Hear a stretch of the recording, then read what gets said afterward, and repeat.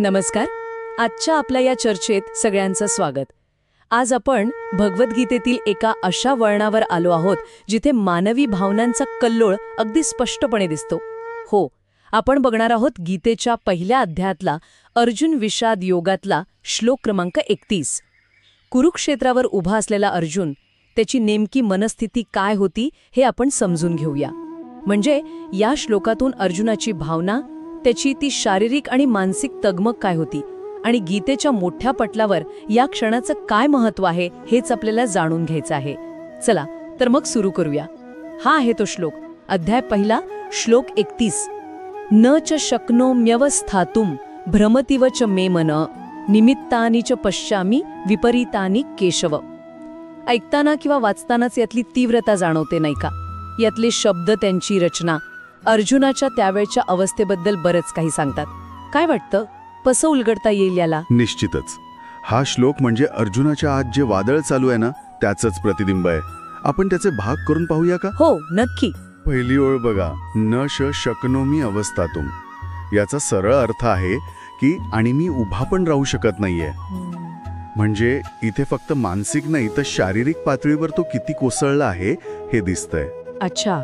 जणू काय त्याच्या पायातली शक्तीच गेलीये. उभा राहण्याचं त्राणच नाहीये शरीरात. हा फक्त थकवा नाहीये, एक वेगळीच आंतरिक दुर्बलता आहे जी शरीरावर दिसतीये. म्हणजे विचारांचा आणि भावनांचा भार इतका वाढलाय की शरीरात साथ देईन असं झालंय. उभं राहणं, जी किती साधी गोष्ट आहे, ते सुद्धा त्याला जमेन असं झालंय.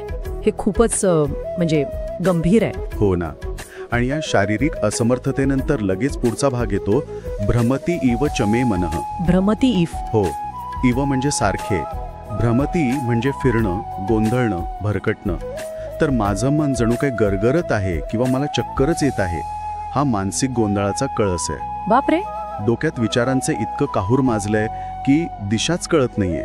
काय बरोबर काय चूक हे ठरवण्याची शक्तीच गेलीये. तो स्वतःच्याच विचारांच्या भोवऱ्यात अडकलाय असं वाटतंय. भ्रमती इव, जणू काही फिरत आहे.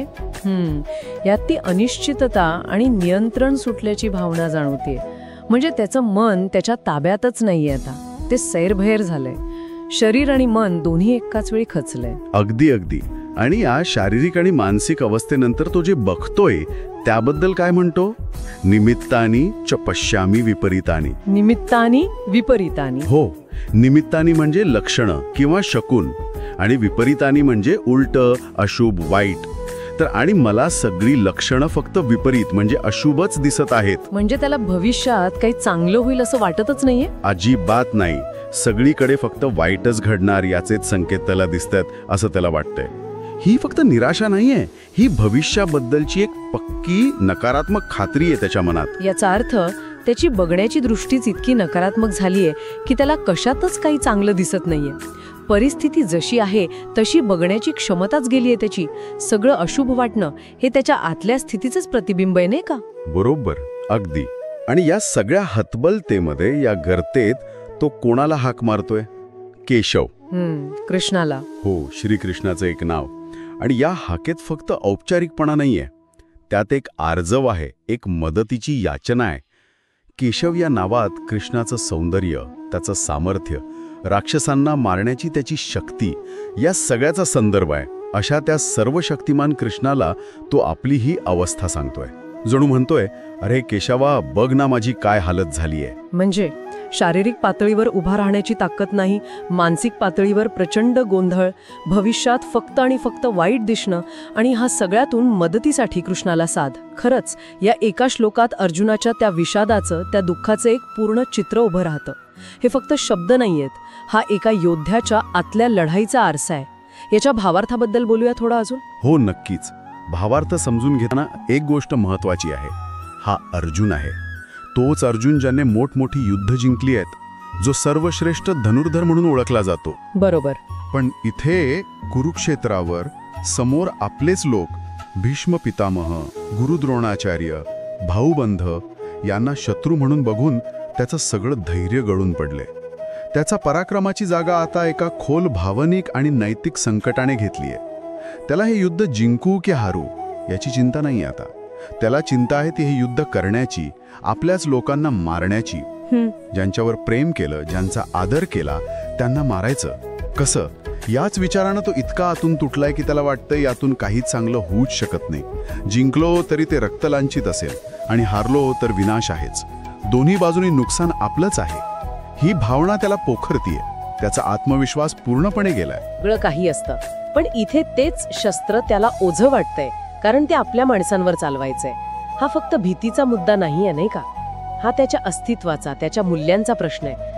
पण मग काही जण म्हणू शकतील की ही फक्त युद्धाच्या आधीची एक सामान्य भीती असेल, ताण असेल, यात एवढं विशेष काय? हा मुद्दा महत्वाचा आहे. ही केवळ सामान्य भीती नाहीये किंवा फक्त युद्धाचा ताण नाहीये. कारण अर्जुन पुढे फक्त मला भीती वाटते असं नाही म्हणत. तो युद्धाच्या अर्थशून्यतेबद्दल बोलतोय, त्याच्या भयानक परिणामांबद्दल बोलतोय. कुलक्षय होईल, वर्णसंकर होईल अशी भीती व्यक्त करतोय. हो, बरोबर. म्हणजे त्याची चिंता फक्त स्वतःच्या जीवाची नाहीये, ती खूप पुढे जाऊन सामाजिक आणि नैतिक मूल्यांपर्यंत पोहोचली आहे. त्यामुळे ही अवस्था खूप खोलवरची आहे. ती त्याचा स्वधर्म म्हणजे क्षत्रियाचं कर्तव्य आणि स्नेहधर्म म्हणजे आप्तजनांवरील प्रेम याच्यातल्या भयंकर संघर्षातून तयार झाली आहे. कर्तव्याचा मार्ग त्याला विनाशाचा वाटतोय आणि भावना त्याला कर्तव्यापासून दूर ओढतायत. या कात्रीत तो सापडलाय पूर्णपणे. म्हणजे कर्तव्याची जाणीव आहे त्याला, पण ते करताना जो भावनिक विध्वंस होईल तो त्याला सहन होत नाहीये. आणि म्हणूनच ती अवस्था आली आहे, न शक्नोमी अवस्थातून. मी उभा राहू शकत नाहीये. ही फक्त शारीरिक नाही तर नैतिक आणि भावनिक पातळीवरची उभे राहण्याची अक्षमता आहे. अगदी अगदी नेमकेपणाने पकडलात. आणि म्हणूनच या श्लोकाचा अर्थ फक्त अर्जुनापुरता राहत नाही. हा श्लोक मानवी अस्तित्वाच्या एका मूळ संघर्षाचं प्रतीक बनतो. कसं? आपल्या आयुष्यात पण असे क्षण येतात ना, जेव्हा आपलं कर्तव्य आणि आपल्या भावना किंवा आपल्या मूल्य आणि जगाची रीत यांच्यात संघर्ष होतो. तेव्हा अशीच हतबलता, असाच गोंधळ अनेक जण अनुभवतात. जेव्हा समोरचे सगळेच रस्ते त्रासदायक किंवा चुकीचे वाटतात, तेव्हा निर्णय घेण्याची शक्तीच जाते. अर्जुनाची ही अवस्था त्या वैश्विक मानवी अनुभवाचं एक प्रकारे चित्रण करते.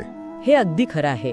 अनेकदा आयुष्यात असे प्रसंग येतात जिथे दोन्ही पर्याय नकोसे वाटतात आणि पुढे जाण्याऐवजी आपण जागेवरच थांबून राहतो किंवा मागे फिरावंसं वाटतं. ती निर्णय घेण्याची जबाबदारीच पेलवत नाही.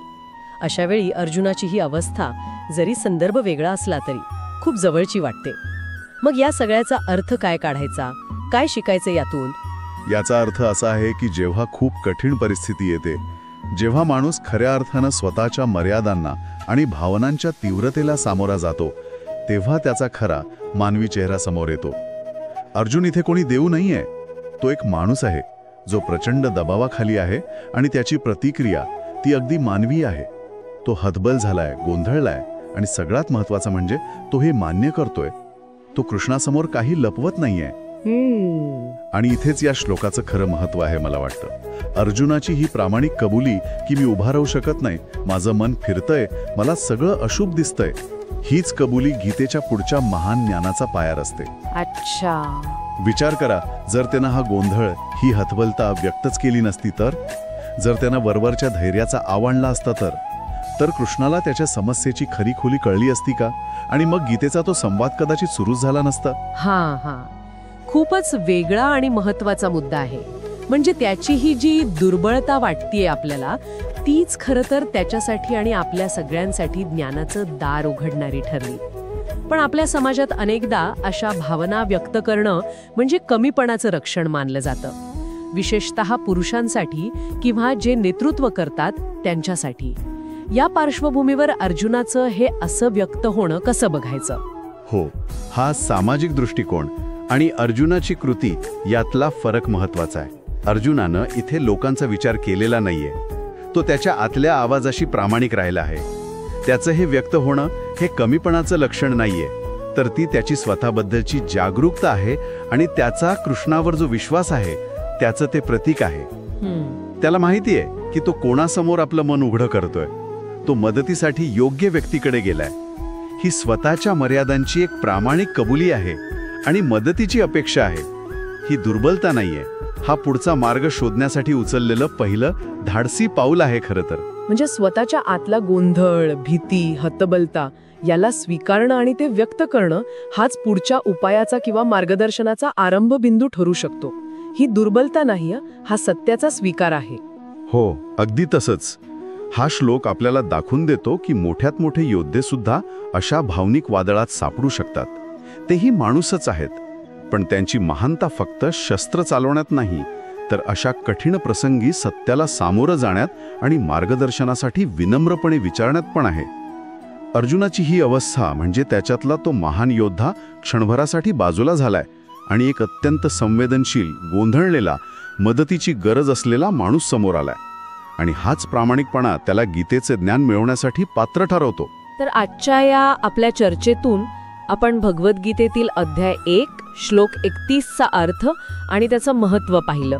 हा श्लोक फक्त अर्जुनाच्या शारीरिक आणि मानसिक स्थितीचं वर्णन नाही करत, तर त्याच्या आत सुरू असलेल्या त्या नैतिक आणि भावनिक युद्धाचं, त्याच्या त्या टोकाच्या हतबलतेचं आणि गोंधळाचं एक अत्यंत प्रभावी चित्र उभं करतो.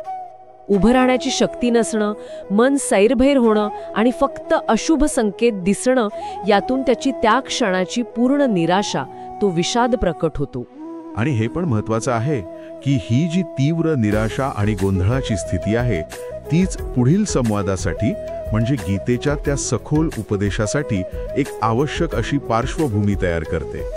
जणू काही वादळाच्या अगदी मध्यभागी असलेला तो क्षण आहे, जिथून शांततेकडे, समाधानाकडे जाण्याचा मार्ग मग श्रीकृष्ण दाखवतात. अर्जुनाची ही असुरक्षितता, त्याची ही मानवी बाजू, हेच त्याला त्या ईश्वरीय मार्गदर्शनाच्या जवळ घेऊन जातं. प्रामाणिकपणे स्वीकारते आणि कदाचित व्यक्तही करते.